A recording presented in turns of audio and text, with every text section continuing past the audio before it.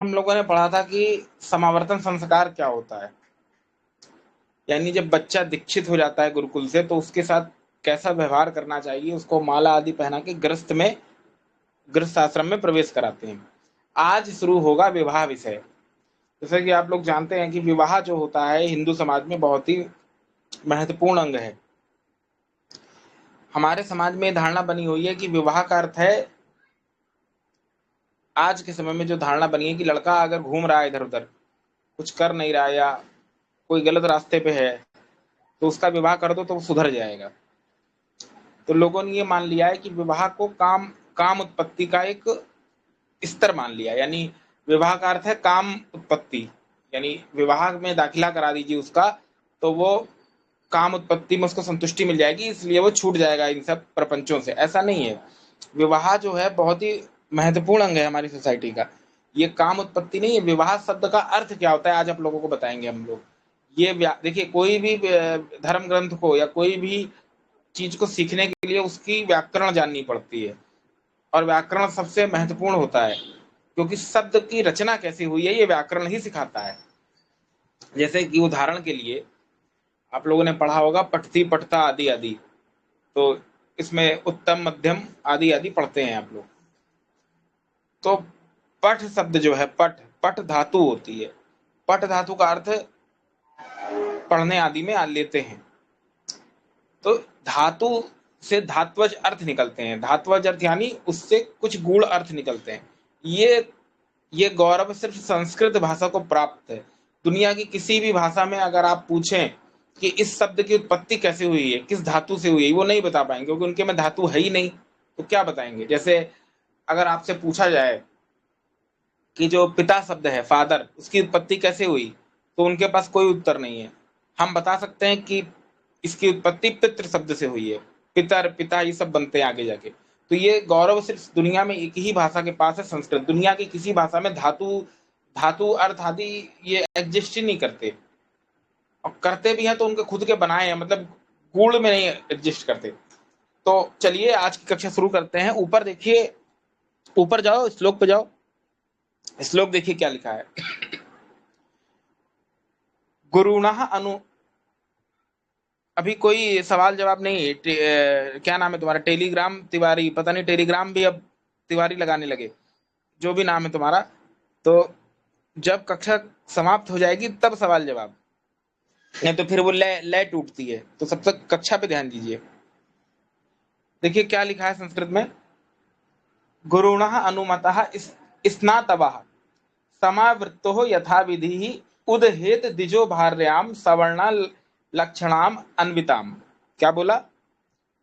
गुरुणः अनुमतः द्विजः, गुरु की अनुमति से प्राप्त द्विज स्नातक। गुरुणः यानी गुरु की, अनुमति यानी अनुमति से द्विज। द्विज किसको कहते हैं, जिसका दूसरा जन्म होता है। दूसरा जन्म किसका होता है, विद्या रूपी दूसरा जन्म। ब्राह्मण क्षत्रिय वैश्य, ठीक है। गुरु से अनुमति प्राप्त करके द्विज स्नातक यथा विधि स्नातवा, निर्धारित विधि के अनुसार ब्रह्मचर्य को पूर्ण करके समावर्तन संस्कार करा के समावर्तः घर लौटकर सवर्ण लक्षण अन्विताम भार्य उदहेत। सवर्ण यानी अपने वर्ण के अनुसार। यहाँ पर सवर्णा में एक वचनांत आया है, तो यहाँ एक पत्नी का भी ग्रहण होगा। सवर्ण यानी अपने वर्ण की एक पत्नी का क्या करें, चयन करें, जो आपके वर्ण के अनुकूल है। और वो कैसी होनी चाहिए, उत्तम गुणों से युक्त होनी चाहिए। भरण पोषण की जा सकने योग्य एक ही स्त्री से विवाह करें। तो इसको संक्षेप में महर्षि दयानंद जी खोलते हैं। यथावत, यथावत यानी अपने समान, अपने वर्ण की उत्तम रीति से ब्रह्मचर्य विद्या को ग्रहण कर गुरु की आज्ञा से स्नान करके द्विज ब्राह्मण क्षत्रिय वैश्य अपने अपने उत्तम लक्षण युक्त कन्या से विवाह करे। यानी अपने वर्ण की कन्या से विवाह करना है। जैसे मान लीजिए कोई ब्राह्मण है, तो ब्राह्मण लोग अध्ययन अध्यापन में तेज रहेंगे, तो वो अपने लक्षण युक्त कन्या से विवाह करेंगे। क्षत्रिय लोग ऐसी कन्या से विवाह करेंगे जो छत्र बल आदि में युक्त हो। और वैश्य आदि अपने अपने वर्ण के अनुसार विवाह करेंगे। अब देखिए विवाह शब्द की उत्पत्ति कैसे होती है, इसको समझिए। ये शब्दों का जो विन्यास है, व्युत्पत्ति है, ये बहुत ही एक कह सकते हैं महत्वपूर्ण अंग है। इसी से सारी चीज सिद्ध होती है। विवाह की जैसे अगर एक शब्द कहा जाए कि जैसे आप लोगों को बचपन में पढ़ाया जाता था कि what is the definition of noun या what is the definition of something, कुछ भी, तो अगर हम इसको यहाँ पर बोलें कि what is the definition of marriage या विवाह की परिभाषा, तो उसकी उत्तर इसके शब्द से मिलेगा। तो कैसे मिलेगा, तो देखिए, ध्यान दीजिए सब लोग, नीचे विवाह की परिभाषा देखिए, अनुशीलन पे आओ। वि उपसर्ग पूर्वक वह प्रापण्य धातु से घन प्रत्यय के योग से विवाह और उत उपसर्ग से इसका पर्यायवाची उद्वाह शब्द बनता है, जिसका अर्थ होता है विशेष विधि पूर्वक एक दूसरे को प्राप्त करके पारस्परिक दायित्व को निर्वाह करना या वहन करना। यानी एक दूसरे को स्वीकार करो, एक दूसरे के गुण कर्म को अपना के और परस्पर रूप से अपने अपने दायित्वों का निर्वाह करना विवाह कहलाता है। अच्छा, इस बात को ध्यान रखिएगा, यहाँ पे क्या बोला, अपने अपने दायित्वों का निर्वाह करना। इससे ये सिद्ध होता है कि स्त्री के दायित्व अलग हैं, पुरुष के दायित्व अलग हैं। आज समाज में बहुत बड़ी खाई खड़ी कर दी है स्त्री पुरुष के नाम पे, जो कि दो शब्द अंग्रेजी में आते हैं, दोनों ही शब्दों से हम सहमत नहीं हैं। पहला जो शब्द है वो है फेमिनिज्म करके आता है, और दूसरा एक पुरुष वर्ग, पुरुषवाद के रूप में जिसका परिचय होता है। तो ये दोनों शब्द ठीक नहीं है। इसमें समाज में ये दिखाया जा रहा है कि पुरुष ऊपर है, स्त्री नीचे है, स्त्री ऊपर है, पुरुष नीचे है। ये दोनों ही लोग समाज को मूर्ख बना रहे हैं। यहाँ पर क्या बोला है, देखिए, विवाह शब्द का अर्थ होता है अपने अपने दायित्वों को वहन करके। तो जो अपने अपने दायित्वों को वहन करना, यही विवाह का अर्थ है। तो अपने अपने दायित्व क्या होंगे, जैसे पुरुष का दायित्व क्या है कि वो गृहस्थी की सारी जिम्मेदारियों को निभाए, बाहर जाएगा, कमाएगा, पैसे लाएगा, घर में देगा। फिर पत्नी क्या करेगी, उसका निर्वाह करेगी। यानी जैसे होम मिनिस्टर होता है तो वो क्या करता है, गृह कार्यों को देखता है। उसी प्रकार से यानी जमीनी स्तर पे जो आंतरिक समस्याएं हैं उसको सुलझाता है। वैसे जो गृहस्थ की समस्याएं हैं, चाहे कोई भी नियम कायदे कानून है, वो सब उसके अधीन रहेगा, पत्नी के, स्त्री के। तो कितनी बड़ी बात है ये। तो दोनों का अपना अपना कार्य क्षेत्र है, और ये करने से वो कोई नीचा और ऊंचा नहीं हो जाएगा। ये जो लोगों के दिमाग में जहर भरा जा रहा है कि स्त्रीवाद के नाम पे काहे की आजादी दी जा रही है, कि आजकल सोशल मीडिया पे कोई ये नहीं कहेगा कि पढ़ लिख के वो ऊंचे रैंक पे जाएं। उनको नकल किसकी कराई जा रही है, बॉलीवुड के भाड़ों की, जो अपना अंग प्रदर्शन करके समाज में विकृति ला रही हैं। ऐसी उनके आधार पे उनकी नकल करा के लोगों को ये प्रोत्साहित किया जा रहा है कि ये है नारी सशक्तिकरण। ये नहीं है। नारी सशक्तिकरण का अगर सबसे अच्छा उदाहरण आपको चाहिए इतिहास में, तो लोपामुद्रा हो गई, माता केकई का भी ले सकते हैं। माता केकई, वो अलग विषय है, वनवास आदि का, छोड़िए उसको। माता केकई ने छत जो युद्ध विद्या थी उसमें पारंगत थी वो, तो अनेकों वीरांगनाएं हुई हैं, वो सारे कार्यों का निर्वहन करती थी अपने। अब देखिए, एक चीज के लिए दूसरी चीज से कंप्रोमाइज तो करना ही पड़ता है। अगर दोनों, जैसे उदाहरण के लिए घर में दोनों लोग कमाएंगे, स्त्री पुरुष, तो फिर आगे परिवार का दायित्व है, बच्चे का दायित्व है, ये सब चीजें निभाना संभव नहीं है। आजकल क्या हो रहा है कि दोनों बाहर जा रहे हैं और बच्चे को नौकर पाल रहा है, वो बात ठीक नहीं है। या नैनी पाल रही है। माता पिता पे दायित्व है संतान के पालन पोषण का, तो किसी एक को तो सेक्रीफाइस करना होगा। हो सकता है दोनों पढ़े लिखे हो, दोनों में क्षमता हो जॉब करने की, लेकिन किसी एक को तो सेक्रीफाइस करना होगा। और पुरुष के ऊपर बाहरी कार्य, धूप गर्मी में, तपिश में आदि, वो झेलने के लिए उसका शरीर वैसा बना है। स्त्रियों का शरीर वैसा नहीं है। तो एक शरीर की संरचना के आधार पर भी कार्य बांटे जाते हैं। इसमें ना कोई छोटा है ना कोई बड़ा है, दोनों के शरीर की संरचना अलग अलग है, दोनों के कार्य क्षेत्र अलग अलग है। इसलिए कभी भी समाज में ये नहीं होना चाहिए कि वो ऊंचा है वो नीचा है। दोनों, जैसे बैलगाड़ी होती है, उसके दो पहिए हैं। अब अगर वो साथ में चलेंगे तभी वो बैलगाड़ी चल पाएगी। वैसे इस समाज रूपी ढांचे के दोनों पहिए हैं स्त्री पुरुष, जो मिलके चलाते हैं। ये थोड़ी सी बात थी, हमने आप लोगों को बताई। अब आगे देखिए, आगे देखिए, आगे देखिए क्या है। एक शास्त्र सम्मत सामाजिक विधान है जिसमें स्त्री सुख सुविधा हेतु और गृहस्थ से कर्तव्यों का पालन करके दंपत्ति के रूप में निश्चय करते हैं और संतान उत्पत्ति करके अपने वंश को बढ़ाते हैं, जिसको पाणी ग्रहण संस्कार बोलते हैं। पाणी ग्रहण क्या होता है? अपने वंश एक दूसरे को समाज के दायित्व का निर्वाह करना और संतान आदि उत्पत्ति करना, ये पाणी ग्रहण के अंदर आता है। एक ही पत्नी का विधान शास्त्र ने किया है। इसके प्रमाण के लिए आपको 7वें अध्याय में भी मिल जाएगा, वहां एक पत्नी का विधान किया है। मनुष्य, अब देखिए जरा ये समझते हैं, ये तो हो गई विवाह की बात। तो विवाह का अर्थ क्या होता है? अगर नोट करना है तो कोई कर सकता है या यहां से ले लेना।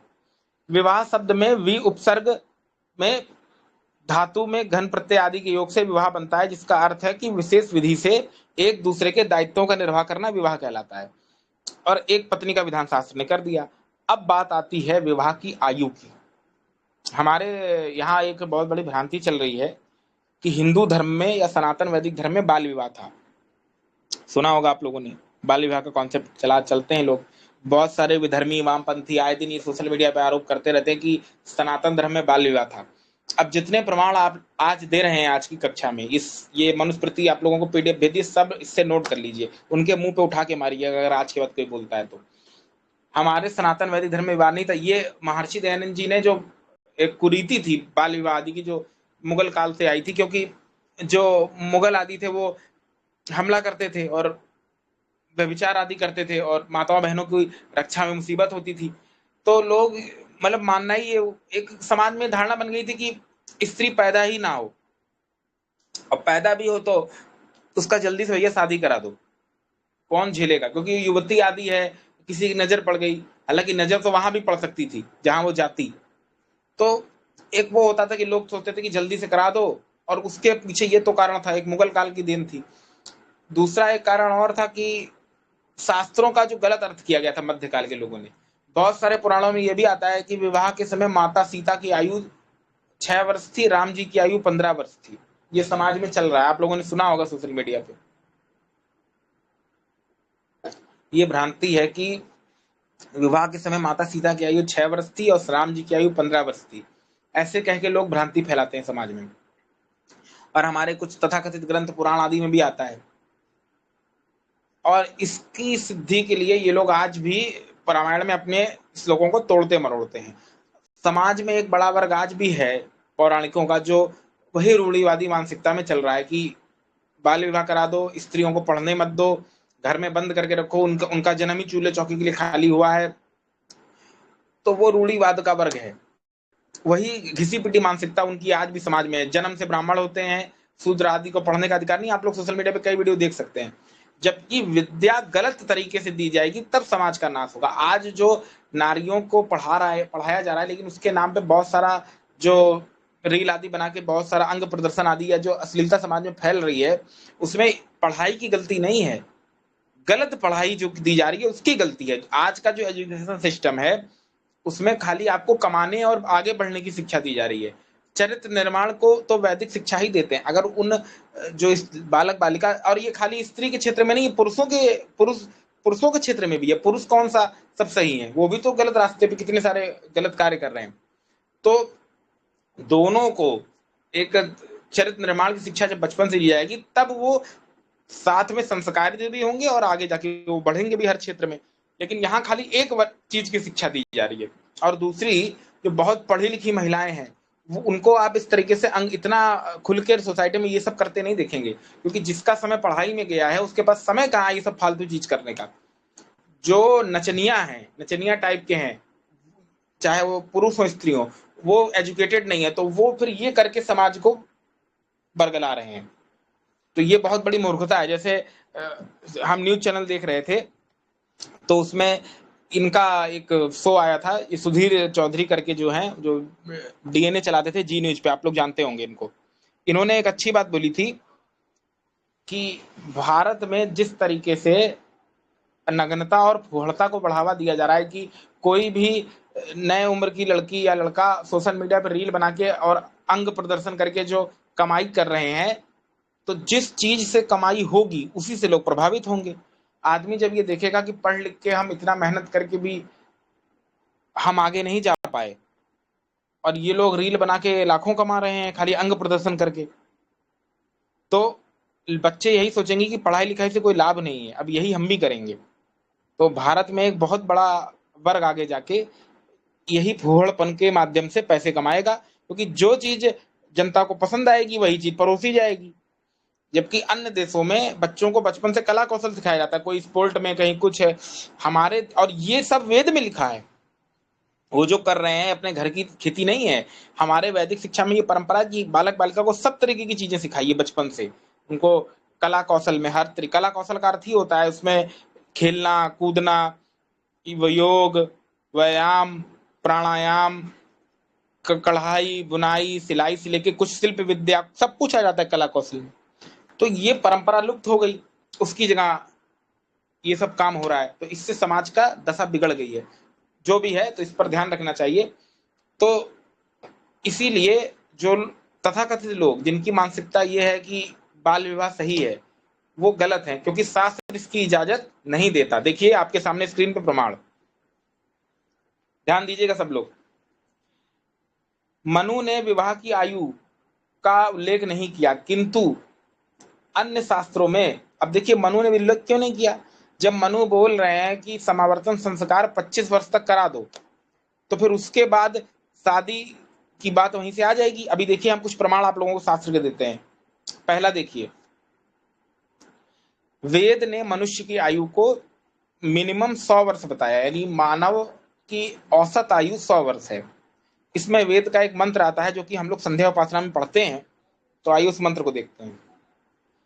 तक चक्षुर्देव हितम पुरस्तात् शुक्रम उच्चरत पश्येम शरदा शतम जीवेम शरदा शतम शतम शृणुयाम शरदा शतम प्रब्रवाम शरदा शतम अदीना श्याम शरदा शतम भूयश शरदा शतात।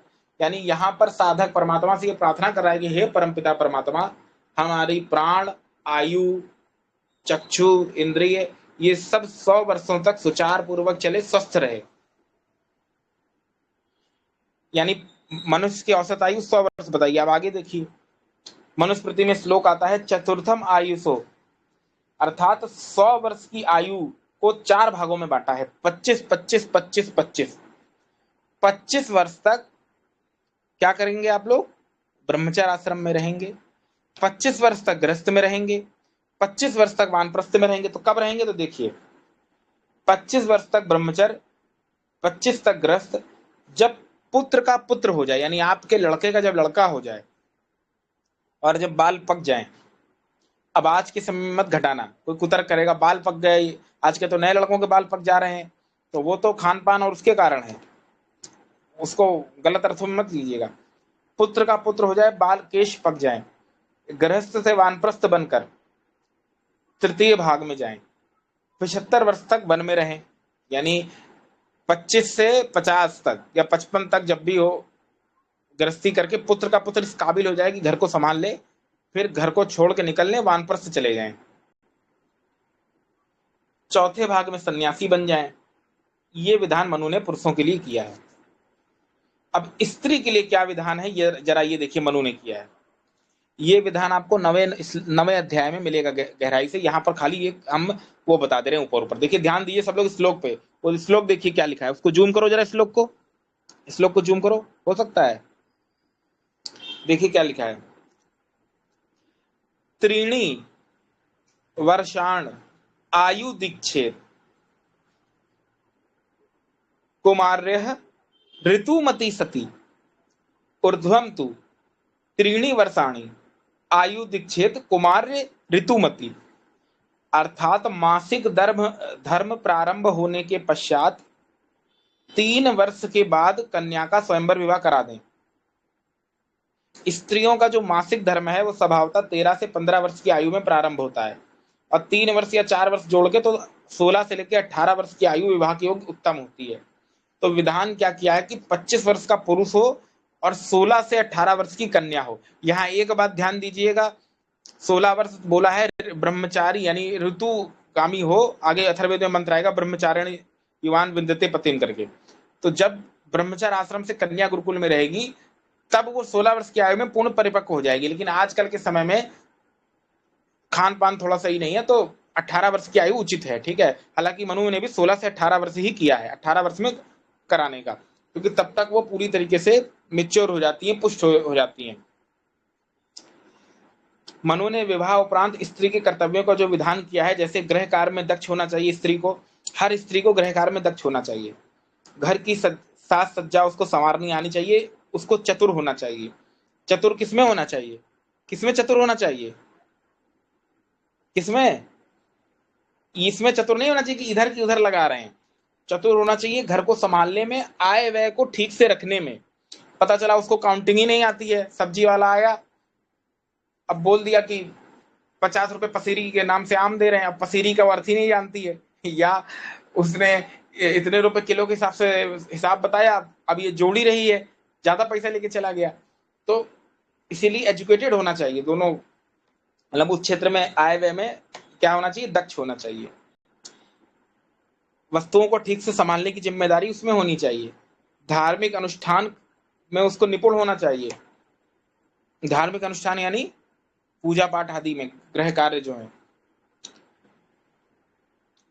और इससे ये तो चलिए पता चल गया कि स्त्री की विवाह की आयु कम से कम 18 वर्ष मनु ने मानी है, क्योंकि इतना सब कार्य जो करेगी वो बच्ची तो नहीं हो सकती 6 साल की, वो कोई वयस्क महिला ही होगी, युवती ही होगी। समझ गए? तो स्त्रियों के दायित्व क्या है? अब इसमें कोई ये ना समझे कि अरे हमें तो आजकल की स्त्रियां क्या कह रही हैं, हमारे लिए तो घर में काम बता दिया, अरे हम सब्जी बनाएंगे, हम बच्चा संभालेंगे, हम झाड़ू लगाएंगे, पोछा लगाएंगे, हमें ये थोड़ी करना है, हमें तो गुलाम बना के रख दिया, हमारा जीवन बर्बाद कर दिया। बहुत सारे सोशल मीडिया पे इन्फ्लुएंसर क्या कह रहे हैं, ये बच्चा नहीं करेंगे, हमारा वो खराब हो जाएगा शरीर, ये सब ये मूर्खतापूर्ण है। मनुष्य का जीवन ही मिला है संतान उत्पत्ति करके अपने वंश को आगे बढ़ाने के लिए। नहीं करोगे तो क्या करोगे बताओ? अगर घर का कार्य नहीं करेंगे, जिम्मे अभी कोई बाहर का व्यक्ति, यही पुरुष कह दे कि मैं नौकरी नहीं करूंगा या घर का खर्चा नहीं चलाऊंगा, तो कैसे चलाओगे घर का खर्चा? वो भी तो कह सकता है ना ये। तो वो जो स्त्रियां, हम उन स्त्रियों की बात कर रहे हैं, बाकी बहुत सारी तो अपना जिम्मेदारी निभा रही है जो वैदिक संस्कृति से प्रभावित है। कुछ तथाकथित लोगों की बात कर रहे हैं, जो नवीन है, जो मॉडर्न है, वो क्या करेंगी? तो वो नहीं करना चाहेंगी। उनको है कि हम यहाँ भटकेंगे, किटी पार्टी करेंगे, रील बनाएंगे, वो काम धाम में मन नहीं लगेगा, तो फिर वो घर बर्बाद हो जाएगा। क्योंकि स्त्री को ऊपर समाज की सबसे बड़ी जिम्मेदारी है, उसको ब्रह्मा की उपाधि दी है शास्त्र ने। स्त्री ब्रह्मा बहुविधा शब्द आया है शास्त्र में, स्त्री ब्रह्मा है। तो जब ब्रह्मा अपनी जिम्मेदारी से पीछे हटेगा, वो ब्रह्मा ऐसे नहीं बोल दिया, वो सारे घर को अच्छे से संभालेगी, सारा कला कौशल जानेगी, ये कोई बहुत बड़ी जिम्मेदारी है। घर को संभालना, घर के नियम संभालना, पारिवारिक रिश्तों को बना के रखना, एक घर का मुखिया होना जो सारे घर को बांध के रखे, अपने परिवार को, सास ससुर को, अपने माता पिता को, वो ही बहुत बड़ी जिम्मेदारी है। अपने मायके पक्ष वालों को ससुराल के मुद्दों में हस्तक्षेप ना करने देना। आजकल क्या होता है, जल्दी से लड़ाई हो गई, फोन कर दिया तो वो आ गई उसकी अम्मा घर पे, अब वो यहाँ आग लगा रही है कि ये तुम्हारे घर वाले हैं ही ऐसे सास ससुर।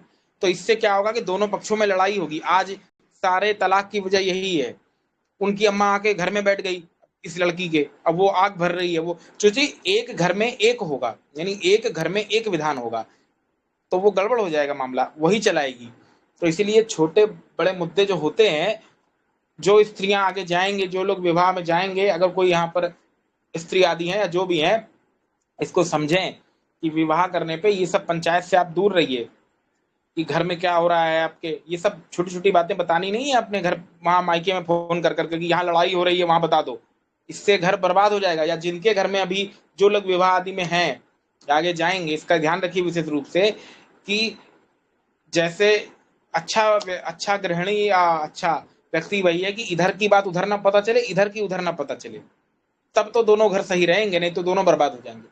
तो इसीलिए स्त्री की जिम्मेदारी क्या बता रहे महर्षि मनु, किसको गृह कार्य में दक्ष होना चाहिए। गृह कार्य में सब आ जाता है, सिलाई, कढ़ाई, बुनाई, भोजन पकाना, ये सब कार्य में वो दक्ष होनी चाहिए, तब तो घर चलेगा, नहीं तो घर नहीं चलेगा। अब वो पुरुष बाहर कमा रहा है तो घर का खर्च कौन चलाएगा फिर घर? ये बातें ठीक नहीं है। और आज का जो लिबरल और जो फेमिनिज्म के नाम पे नारियों को पतित किया जा रहा है, बहुत बड़ा षड्यंत्र है भारत की नारियों को खत्म करने का। इस पर हम बहुत बोल सकते हैं चाहे तो, लेकिन उतना समय इजाजत नहीं देगा। नारियों को भ्रष्ट करने का बहुत बड़ा षड्यंत्र चल रहा है भारत की, विशेषकर हिंदू लड़कियों को भ्रष्ट करने का। अनेकों सोशल मीडिया पर केस चल रहे हैं कि मुस्लिम युवतियां स्कूल में उनको फंसाती हैं केरला फाइल्स आप लोगों ने देखी होगी, पिक्चर सबने देखी है ना केरला फाइल्स, ऐसा तो कोई होगा नहीं जिसने नहीं देखी, नहीं है तो जाके देखिए। उनको भ्रष्ट करती हैं, फंसाती हैं, फिर उनका सेटिंग कराती हैं अपने मुस्लिम उससे, फिर वो फंसाता है उनको। या जो वामपंथी और लिबरल हैं वो ये बहकाती हैं कि देखो तुम्हारे यहाँ कल्चर में ये था वो था, स्त्रियों को ये नहीं था वो नहीं था, और ऐसा कहकर लोगों को मूर्ख बनाती हैं, बरगलाती हैं, और ये बताती हैं कि तुम्हारा जन्म लिबरेशन के लिए हुआ है, तुम्हें भी आजादी है पुरुषों की तरह सब कुछ करने की। वो आजादी किसकी है? वो आजादी है जो विद्या आदि प्राप्ति की आजादी है, ये नहीं पुरुष के शरीर की बनावट अलग है, स्त्री के शरीर की बनावट अलग है। अब पुरुष अगर सैंडो बनियाइन में घूम रहा है, या समझ रहे हैं ना, लुंगी पहन के घूम रहा है, तो इसका अर्थ नहीं कि स्त्री भी वो वस्त्र पहनेगी। ये बराबरी नहीं है, ये मूर्खता है। सबके शरीर की बनावट अलग अलग है, तो सबको अपना अंग प्रत्यंग छुपाना है। कायदे से तो पुरुष के लिए भी वही विधान है जो स्त्री के लिए। तो लिबरेशन अगर और बराबरी चाहिए तो पढ़ाई में बराबरी करिए। आप भी पढ़ लिख के कुछ बनिए, टीचर बनिए, डॉक्टर बनिए, इंजीनियर बनिए, कोई रोका नहीं है।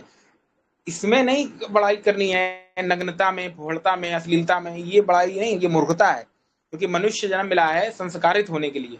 मनुष्य होकर भी पशुओं की तरह नंगे घूमेंगे तो हमें पशुओं में अंतर क्या है? ये बिल्कुल मूर्खता है, इस बात को ध्यान रखिए। और गृह कार्य में दक्ष होना क्यों बोल रहे हैं? क्योंकि वो घर की प्रधानमंत्री है और सारा घर चला रही है। अगर वही नहीं दक्ष होगी तो घर को चलाएगा कौन? घर तो बर्बाद हो जाएगा एक झटके में। अब आयुर्वेद के जो ऋषि हैं, क्या नाम है भाई, कोई बता सकता है? आयुर्वेद के ऋषि कौन हुए हैं, कोई बता सकता है? यहाँ पे सब लोग नीचे लिखिए, आयुर्वेद के ऋषि हुए हैं, उनका नाम कोई बता सकता है? एक नाम आया, सुश्रुत चरक, वेरी गुड, सुश्रुत चरक। देखिए आयुर्वेद के ऋषि हैं सुश्रुत चरक। देखिए वो क्या लिख रहे हैं, जरा ध्यान से देखिए आप लोग, स्क्रीन पे देखिए अपने, नीचे आओ जरा, वो देखो श्लोक नीचे। चतस्रो अवस्था शरीरस्य वृद्धि यौवनम संपूर्णता किंचित परिहानि चेति, अषोडशात् वृद्धि अपंचविंशते यौवनम चत्वारि विंशतः संपूर्णता ततः किंचित परिहानि चेति। क्या बोला? शरीराणी, शरीर की 4 अवस्थाएं 16 से 24 तक बढ़ोतरी की है। 25 वर्ष में यौवन होता है, 40 में यौवन की परिपक्वता होती है। इसके पश्चात शरीर की धातुओं में कुछ कुछ छीणता है, यानी 40 वर्ष के बाद जो हमारी धातु है वो बर्बाद होने लगती है। पुरुषों के लिए है ये विधान, अभी अभी स्त्रियों को भी बताएंगे। या युवावस्था की अवस्था, यानी हम जो पुरुष लोग हैं उनकी जो धातु है, धातु यानी वीर्य आदि, वो क्षणिक होने लगता है 40 के बाद। और उनकी परिपक्वता की एज है, यानी जो परिपक्व होती है धातु, वो 16 से 25 वर्ष की आयु है। तो इसीलिए ब्रह्मचर्य बहुत आवश्यक है। अच्छा, इससे सिद्ध है कि युवावस्था में विवाह का विधान है। बाल विवाह से शरीर की हानि है। बाल विवाह करने से शरीर का विकास रुक जाता है, गर्भ संबंधी समस्याएं आती हैं, गर्भ का स्राव हो सकता है, गर्भपात हो सकता है, दुर्बल संतान का जन्म हो सकता है, जन्म के समय मृत्यु भी हो सकती है। इसीलिए सुश्रुत महाराज ने 25 से 16 वर्ष आयु की। तो 16 से 18 वर्ष में कन्याएं पूर्ण परिपक्व हो जाती हैं, आयु वृद्धि हो जाती है, शरीर की पुष्टि हो जाती है। और पुरुष देर में मेच्योर होता है, स्त्री पहले मेच्योर हो जाती है, पहले परिपक्व हो जाता है उसका शरीर, पुरुष का बाद में होता है, क्योंकि परमात्मा ने उनकी शरीर की बनावट ही ऐसी की है। और पुरुष 25 वर्ष में हो पाता है पूरी तरीके से शरीर, शारीरिक विकास भी, और मेच्योर भी हो पाता है। स्त्रियां जल्दी विकसित हो जाती हैं। इसीलिए सनातन धर्म में नारी को यस नारिस्तु पूजन्ते रमन्ते तत्र देवता बोला, कि जहां नारियों की पूजा है वहां देवता निवास करते हैं। नारी को ऊपर का स्थान क्यों दिया है? इसीलिए कि वो जल्दी परिपक्व हो जाती हैं, उनके ऊपर समाज के दायित्व अधिक है, वो 2 घर को चलाती हैं। जब घर में होती हैं तो अपने माता पिता को संभालती हैं, जब विवाह करके जाती हैं तो उस परिवार को संभालती हैं। तो एक व्यक्ति, आप समझ लीजिए, आप ऐसे समझ के देखिए, एक व्यक्ति 2 डिपार्टमेंट चला रहा है, ये वाला भी वो वाला भी। सोचिए उसके ऊपर कितनी बड़ी जिम्मेदारी होगी, और जो जितनी बड़ी जिम्मेदारी है उतना ज्यादा उसके ऊपर दायित्व है। और अगर वही व्यक्ति पतित हो जाए तो सोचिए फिर समाज का क्या होगा। तो इसीलिए स्त्रियों को विशेष नियम बनाए हैं, और उनको उपाधि ब्रह्मा की तब दी है जब वो ब्रह्मा का आचरण करेंगी।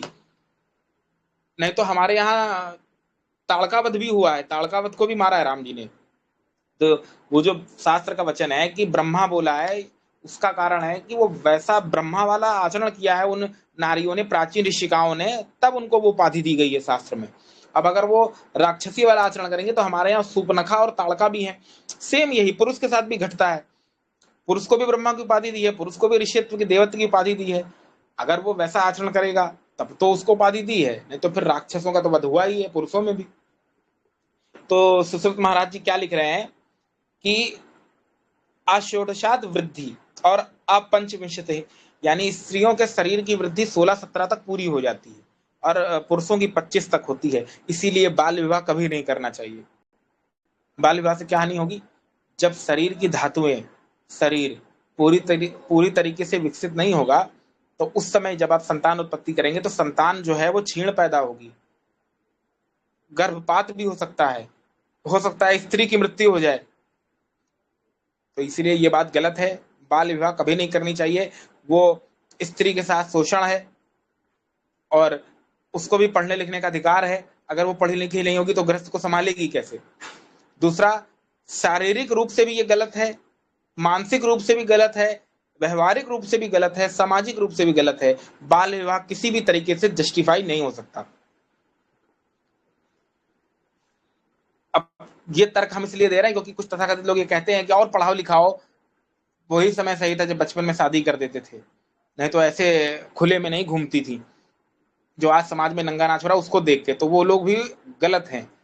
जो समाज में गलत हो रहा है वो पढ़ाई सही नहीं है, इस कारण से हो रहा है। वैदिक शिक्षाओं का वहां अभाव है, पाखंड बढ़ता जा रहा है, उसकी जगह गलत शिक्षा दी जा रही है।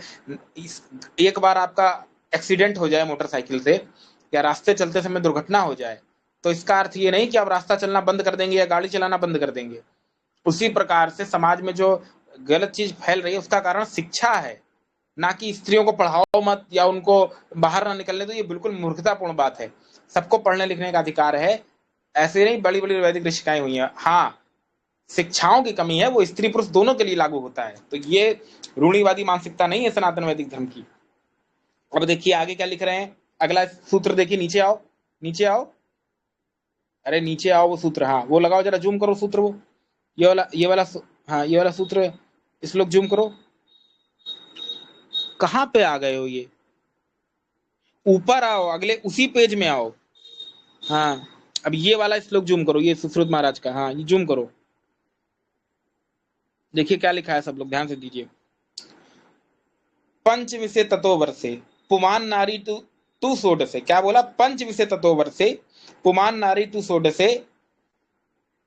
फिर आगे देखिए क्या बोला, उन 16 वर्षायाम प्राप्त पंच विषतम, यानी यद यदाते पुमान गर्भ कुच्छिता सा विपद्यते जातो वाना चिरम जीवेद दुर्बल इंद्रिय तस्माद अंत बलायाम गर्भाधाम ना कार्येत।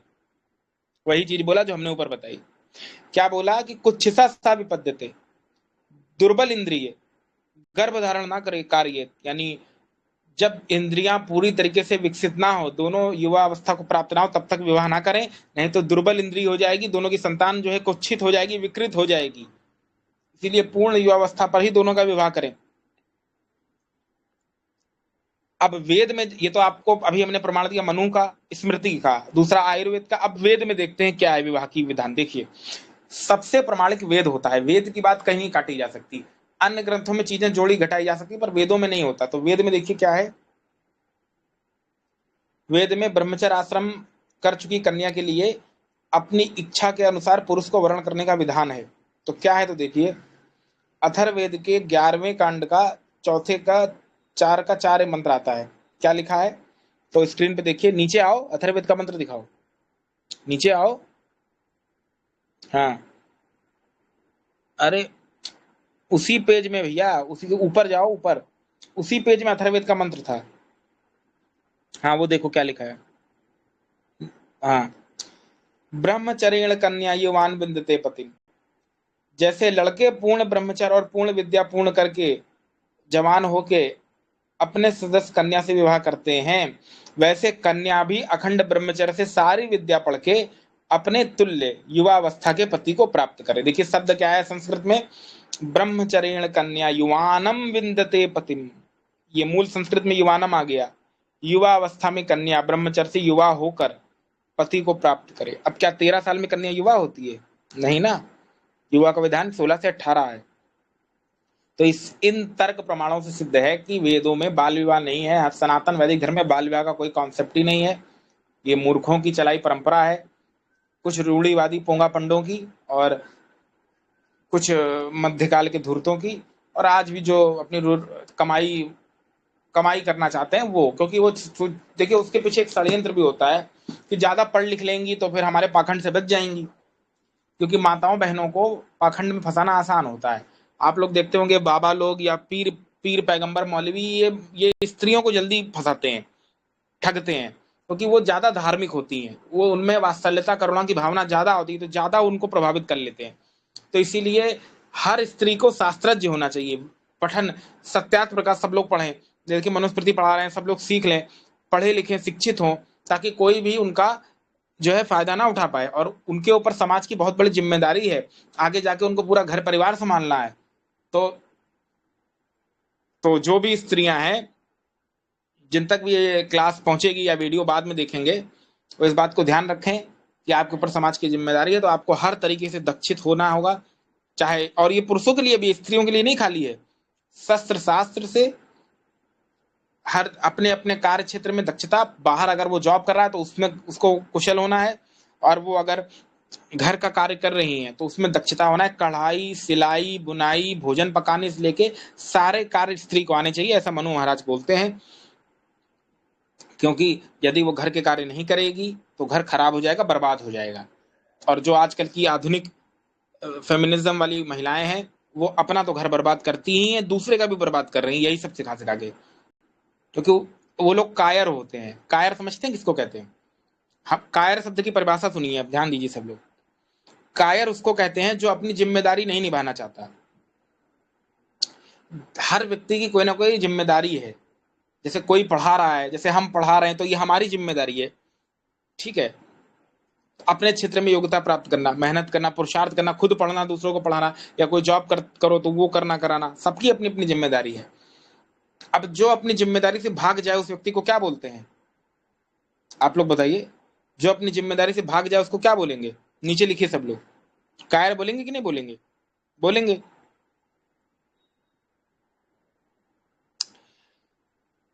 अब ये लोग क्या सिखा रही हैं, जो आजकल की धूर्त फेमिनिस्ट महिलाएं हैं, कि तुम्हें देखो शोषण हो रहा है, तुम्हारा घर में खाना बनवाया जा रहा है तो तुम्हारा शोषण हो रहा है, जीवन बर्बाद, इसीलिए तुम्हारा जीवन हुआ था। अरे चलो घूमो फिरो, किटी पार्टी करो, और तुमको अपने पति को गुलाम बना के रखो, और अपने सास ससुर को गुलाम बना के रखो। उसकी माँ भी सिखा रही है ये, कहीं कहीं कहीं ऐसा भी होता है। तो ये बातें मूर्खतापूर्ण है। आप दूसरे के घर में गई हैं, उसको अपने घर के तरह समझिए, जैसे मायके से आई हैं अपने परिवार को समझती थी, वैसे यहाँ समझिए। और आपको जिम्मेदारी दी जा रही है घर परिवार की, तो ये गुलाम नहीं बनाया जा रहा है, ये तो सौभाग्य की बात है। आपको घर का कार्य करना है, सब कुछ घर संभालना है, ये कोई छोटी मोटी बात है? और अगर वो बेचारा करेगा तो फिर घर परिवार चलाएगा कौन? और दूसरा, विवाह का उद्देश्य होता है दोनों के दायित्व का निर्वाह करना।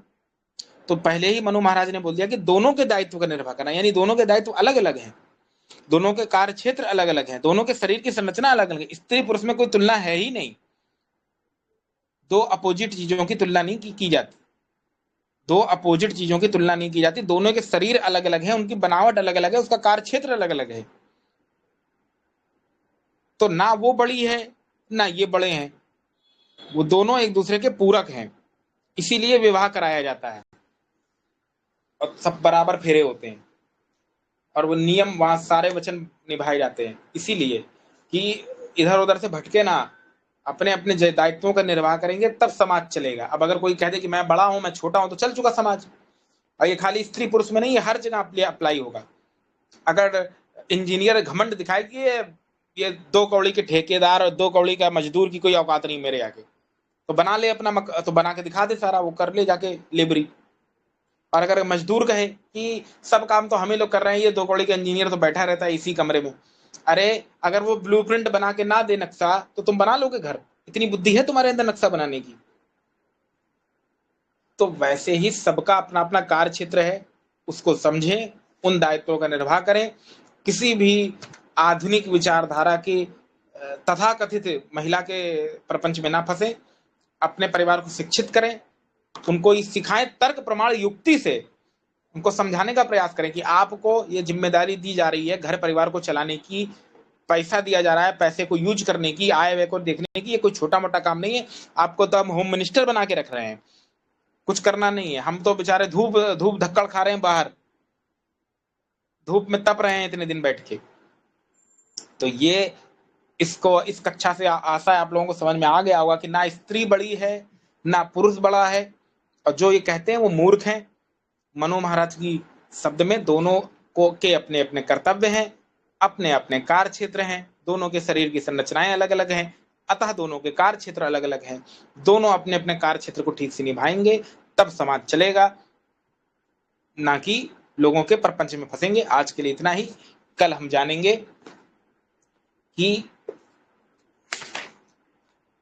विवाह योग्य कन्या, चारों वर्णों के लिए विवाह योग्य कन्या, उसमें कुछ गुण कर्म देखेंगे और किस किस गोत्र में विवाह करना चाहिए ये सब भी देखेंगे। ठीक है, तो आज के लिए इतना ही। इति ओम शम।